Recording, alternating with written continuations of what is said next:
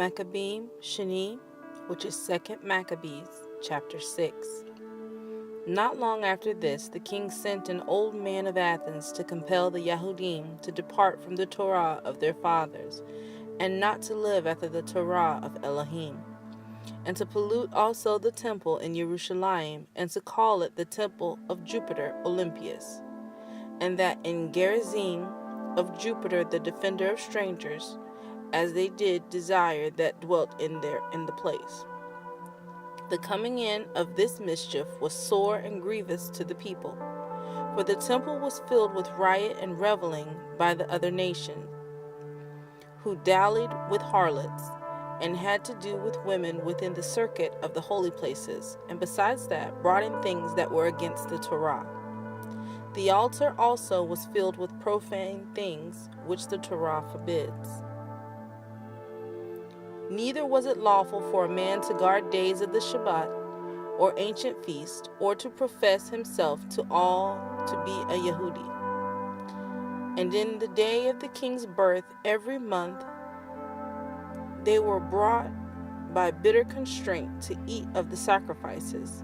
And when the feast of Bacchus was kept, the Yahudim were compelled to go in procession to Bacchus, carrying ivy.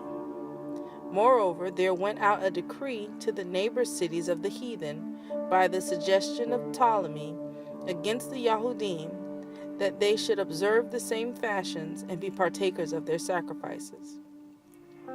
And whoso would not conform themselves to the manners of the other nations should be put to death. Then might a man have seen the present misery. For there were 2 women brought, who had circumcised their children, whom when they had openly led round about the city, the babes hanging at their breasts, they cast them down headlong from the wall. And others that had run together into caves nearby to guard the Shabbat secretly, being discovered by Philip, were all burnt together, because they made a conscience to help themselves for the honor of the most sacred day. Now I beseech those that read this sefer, that they be not discouraged for these calamities, but that they judge those punishments not to be for destruction, but for a chastening of our nation.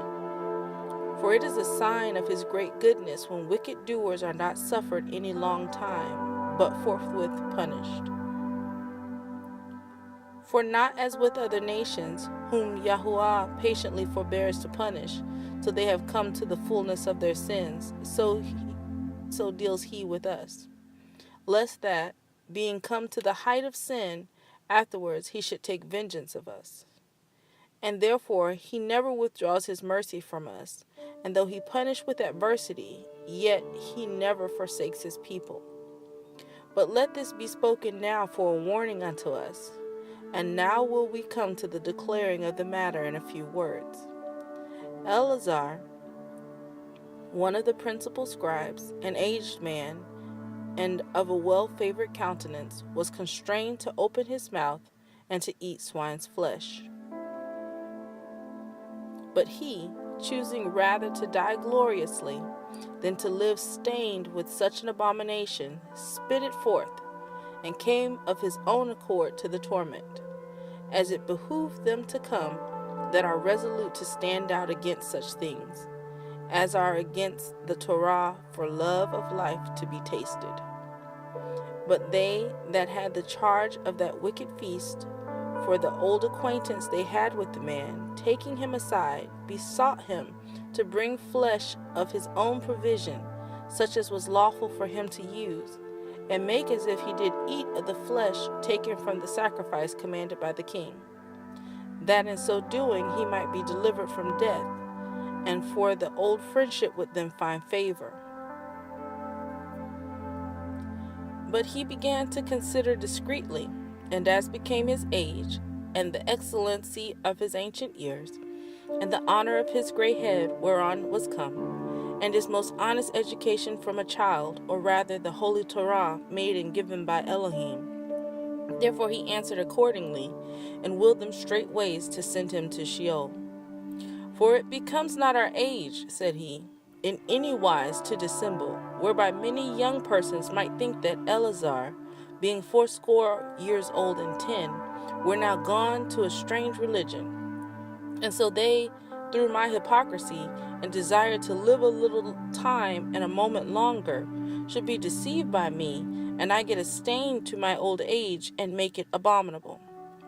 For though for the present time I should be delivered from the punishment of men, yet should I not escape the hand of El Shaddai, neither alive nor dead. Wherefore now, manfully changing this life, I will show myself such as one as my age requires, and leave a notable example to such as be young to die willingly and courageously for the honorable and holy Torah. And when he had said these words, immediately he went to the torment. They that led him, changing the good will they bore him a little before into hatred, because the foresaid speeches proceeded, as they thought, from a desperate mind.